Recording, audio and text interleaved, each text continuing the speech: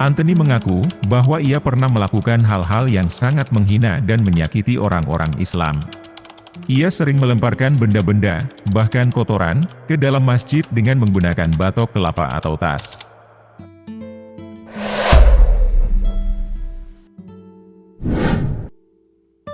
Assalamualaikum warahmatullahi wabarakatuh. Sahabat kalbu yang Allah cintai. Kisah kali ini menceritakan, seseorang menyamar jadi santri, untuk membongkar ajaran radikal muslim, ia malah mendapatkan fakta tak terduga. Sahabat kalbu yang beriman, demi menjaga privasi dari tokoh yang memiliki cerita, kami akan samarkan nama beliau. Kita sebagai pendengar cukup mengambil hikmah, perjuangan, dan keindahan hidayah Allah dari kisah ini. Kita masuk ke kisahnya. Anthony adalah seorang mualaf yang masuk Islam pada tahun 2009. Setelah ia mualaf, berganti nama jadi Muhammad, tetapi orang-orang di sekitarnya masih terbiasa memanggilnya dengan nama baptisnya, Anthony, yang sudah melekat di hati mereka. Anthony mengaku bahwa ia pernah merasa sangat jijik dan benci terhadap Islam. Ia menilai bahwa Islam adalah agama yang salah dan sesat, tanpa ada kebenaran di dalamnya. Ia tidak pernah menghormati atau menghargai apapun yang berkaitan dengan Islam, termasuk Nabi Muhammad. Bagi saya, itu semua adalah sampah yang harus saya buang jauh-jauh, ujarnya. Anthony menceritakan bahwa ia memeluk Islam bukan karena mendapat petunjuk, tetapi karena kalah dalam perdebatan. Ia merasa sebagai seorang satria yang harus menghormati hasil debat dan mengikuti agama yang menang. Namun, ia tidak merasa ikhlas sama sekali ketika masuk Islam. Ia bertanya-tanya, jika ia tidak ikhlas, mengapa ia baru memeluk Islam sekarang? Itu pertanyaan yang selalu menghantui saya, katanya. Ia mengaku bahwa sebelum masuk Islam, ia sangat membenci agama ini dan semua yang berhubungan dengannya.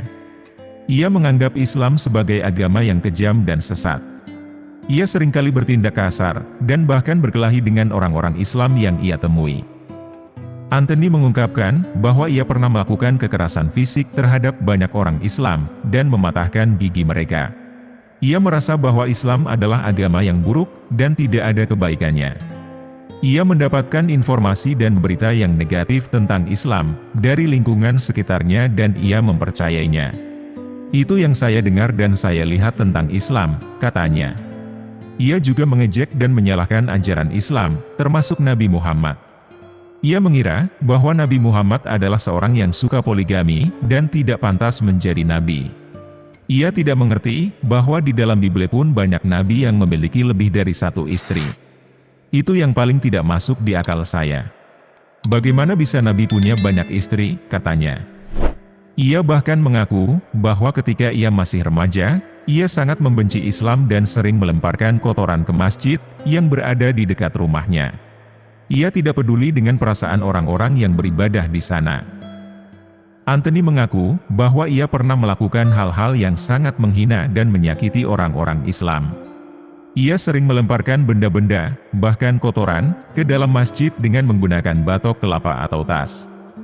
Ia juga suka memberikan makanan haram kepada orang-orang yang sedang berpuasa. Ia tidak segan-segan menganiaya orang-orang Islam yang tidak mau memberinya rokok. Itu saya lakukan karena saya benci Islam, katanya. Ia juga mengatakan bahwa ia pernah bersekolah di sekolah Alkitab dan memiliki misi untuk menginjilikan orang-orang Islam yang imannya lemah. Ia ingin menarik mereka ke dalam ajaran yang ia anut. Itu tujuan saya saat itu, untuk mengubah orang-orang Islam menjadi Kristen, katanya.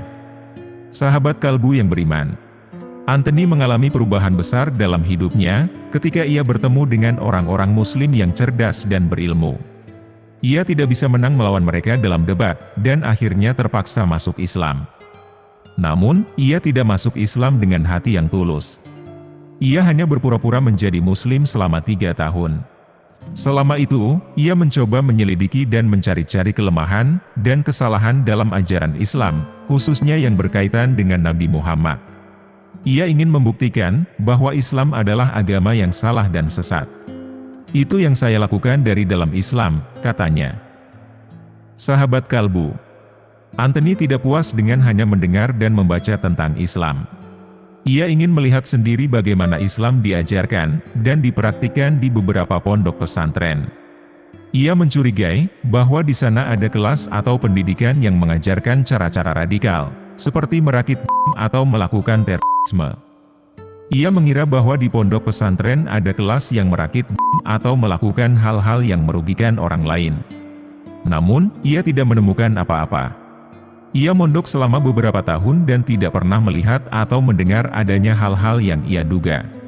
Ia menyadari bahwa ia salah besar tentang Islam. Tidak ada sama sekali yang seperti itu di pondok pesantren, katanya.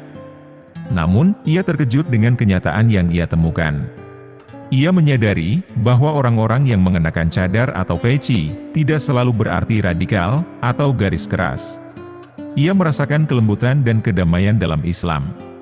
Ia pun mengikuti sunnah Nabi dengan berjenggot dan menutup aurat istrinya dengan cadar. Ia menegaskan bahwa cadar dan jenggot yang ia dan istrinya kenakan tidak membuat mereka menjadi orang-orang yang kejam atau berbahaya. Kami tidak bisa membunuh lalat pun dengan cadar dan jenggot kami, katanya dengan tegas. Anthony mengakui bahwa di saat ia bisa berpikir dengan jernih dan mendengarkan hati nuraninya, ia mendapatkan hidayah yang sebenarnya. Ia tersadar bahwa ia telah tertipu oleh fitnah-fitnah yang mencoba menjatuhkan Islam, ajaran Islam, dan ajaran Al-Quran. Ia merasakan penyesalan dan kesedihan yang mendalam. Ia menangis dengan tulus di depan para santri. Ia mengucapkan syahadat dengan mengangkat jari telunjuknya. Ia menangis, ia mengucap Allahu Akbar, Allahu Akbar. Lalu mengucapkan 2 kalimat syahadat, ucap Anthony. Sahabat kalbu yang beriman. Fitnah termasuk ke dalam perilaku buruk. Fitnah diartikan sebagai perkataan bohong, atau tanpa berdasarkan kebenaran, yang disebarkan dengan maksud menjelekkan seseorang. Dalam bahasa Arab sendiri, fitnah memiliki banyak arti. Kata fitnah dalam bahasa Arab, memiliki arti dasar yang berkaitan dengan ujian atau cobaan. Dalam surah Al-Buruj ayat 10, Allah Subhanahu wa Ta'ala berfirman, "Sesungguhnya orang-orang yang mendatangkan fitnah kepada orang-orang beriman, baik laki-laki maupun perempuan, kemudian mereka tidak bertaubat, maka bagi mereka azab jahanam, dan bagi mereka azab neraka yang membakar." Mengutip buku Fatwa-Fatwa Kontemporer 2, karya Yusuf Al-Qardawi, berikut sejumlah hadits yang membahas tentang fitnah. Pelaku fitnah akan mendapat siksaan yang pedih di alam kubur nanti. Nabi Shallallahu Alaihi Wasallam bersabda, "Sesungguhnya 2 orang ahli kubur itu disiksa, dan keduanya tidak disiksa karena dosa besar." Ya, benar. Sesungguhnya dosa itu amatlah besar. Salah seorang di antara keduanya, ialah yang berjalan di muka bumi dengan menyebarkan fitnah. Sementara yang lain tidak bertirai ketika kencing. Hadis riwayat Bukhari dan Muslim. Dari Al-Miqdad bin Al-Aswad radhiyallahu anhu, beliau berkata, "Demi Allah, aku telah mendengar Rasulullah Shallallahu Alaihi Wasallam bersabda, sesungguhnya orang yang berbahagia adalah orang yang dijauhkan dari fitnah. Sesungguhnya orang yang berbahagia adalah orang yang dijauhkan dari fitnah. Sesungguhnya orang yang berbahagia adalah orang yang dijauhkan dari fitnah. Dan barang siapa yang mendapat ujian, lalu bersabar, maka alangkah bagusnya." Hadis riwayat Abu Dawud. Dan itulah kisah dari seorang pria yang tertipu oleh fitnah-fitnah tentang Islam. Semoga kita bisa mengambil hikmahnya dan bisa meningkatkan keimanan kita. Wallahu a'lam bishawab. Terima kasih sudah menonton video ini sampai akhir.